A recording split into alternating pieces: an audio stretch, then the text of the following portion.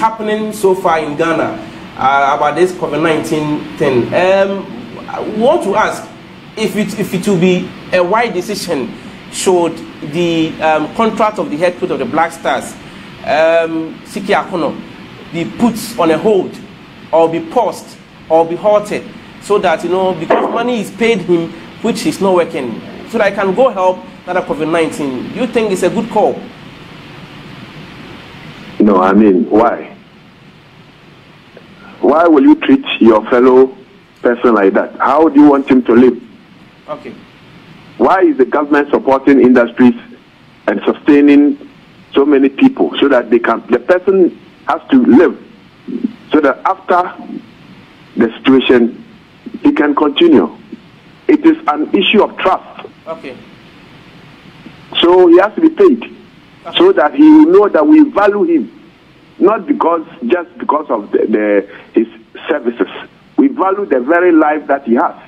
That is what he's going to use to support and lead our people. This is how commitment is built, and this is how loyalty is built. This is how trust is built among workers and industry or companies. Okay, so don't you think he's not in a position of working now? So it can be like, okay, let's cut a pay cut, let's reduce your salary so they can go help the COVID-19 thing. Nobody is taking his contract from you. Absolutely no. He has a contract with Ghanaians on for that matter, the sports ministry. But don't you think his money is too exuberant, and so we can have it cut, and then when these things are kept, we can now go on and continue with his contract? Well, those are issues of discussion. Sure. Yes. So the person who is employing him is the one who must sit down with him. Exactly. And discuss those things with him. I mean, if I employ somebody, it is I who knows the person's value. Okay. So you, the one who has employed that person, you have to know the person's value. If the person is not an easily throw away thing, you must treat that person with absolute respect. Okay. Because you know that when the times change, all the lost times will be recovered under the person's performance. If you pay the person less and he outperforms you when things turn around, will you go back? Then he starts demanding on you, and that's where you also start complaining of the person's disloyalty. It is an issue of discussion.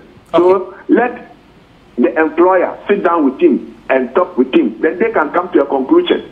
Okay. Moving on, what will be the psychology of footballers if you are one? What will be your psychology level that we are no more playing football, I don't get money to feed? What will be the level of psychology for these players? You know, it is a very distressing situation. One, you will go rusty for lack of performance or training. Activity. Sure. You see, lack of performance leads to rustiness. Performance helps you to tune up yourself continuously so you can perform at peak performance. Okay. Economically, you see, it is the supporters that we see who are around that motivate us. You don't see any of those things. So the fire to drive you is lost. You understand that? Exactly. Then you are also thinking, where is the club going to get money to pay you? All these things are distressing components of life that make you feel abysmal in your thinking. And this issue, you see, it is not only to the players that are suffering. Club owners are also suffering. Exactly. And the sporting world is an economy that so many people live on. So in the absence of all these activities, all those people, they are all languishing in poverty or lack. Okay. So we have to really see that this blow is a very devastating one for so many people, and especially sportsmen and footballers. Okay, so moving on, what should these players do to make sure they are kept in shape? Obviously, you tell them that they would have to train, but you know, we are not supposed to be living in our homes and all of that. What should they be doing so that they are kept in shape? So the pandemic end next week and they are called back to their respective club. What should they do to make sure they are kept in shape? You see, there's what is called football psychology. But the way this aspect of life is treated, you can't make sense of it. Football psychology, the way I see it, is an active, intensely participatory activity. You can train your mind like you go to the gym. So I call it mind gym. Football psychology is what? Mind gym. Okay. I have a book, a very simple book on that. Okay. Where footballers can train their mind. Your mind will give you 80% of your success. If you train your mind, it will give you 80% of your performance success. Okay, so your physical training will give you 20. Okay, Mr. Odo, tell me, if you say train my mind, what do you mean by training my mind? Must I be thinking positively always? What does it mean to say train your mind? Train your mind means speak powerful words into your mind continuously. If you do that for even 1 hour,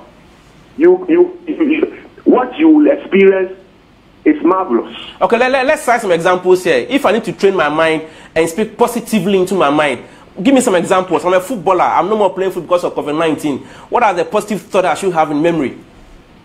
Right now, yes, all the clubs are suffering for goal scorers. Okay. All the clubs. And goal scoring has become a major issue in Ghana here.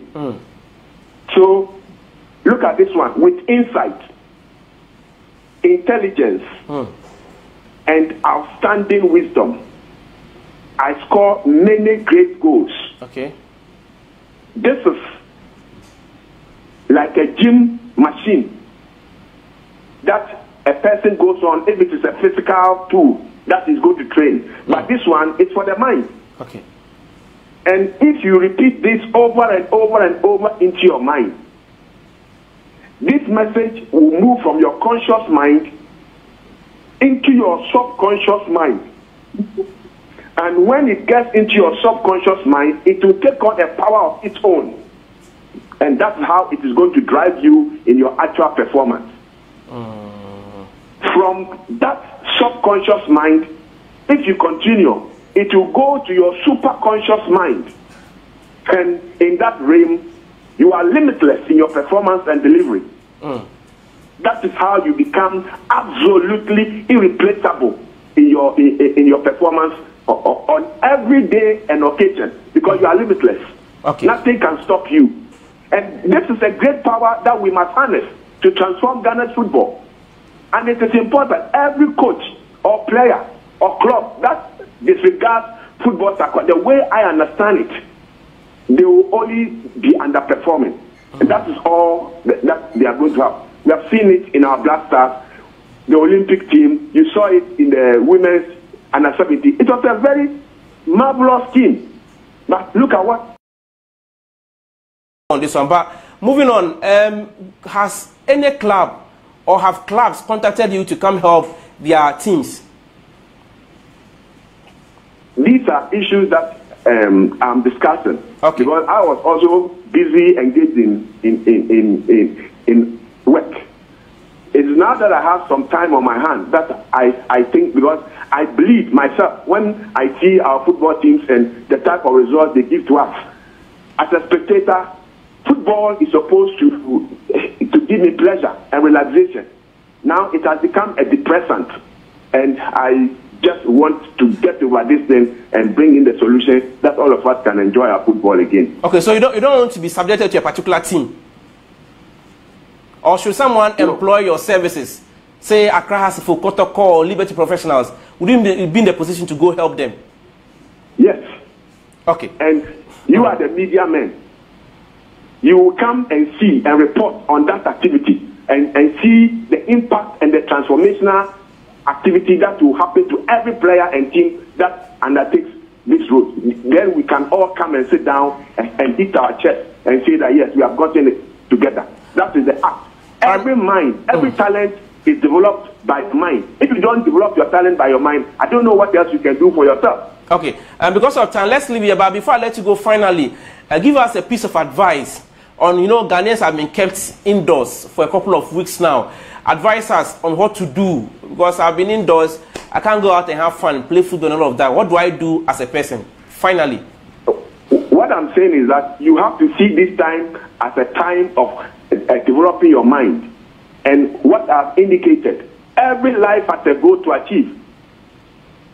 So everybody can declare that with insight, intelligence, and outstanding wisdom, I scored many great goals in my own life.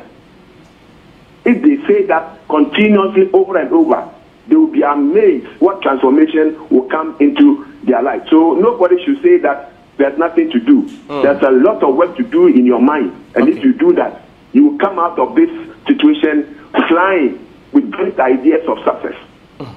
Okay. Mr. Frederick Oddo, thanks for your time. Thank you very much.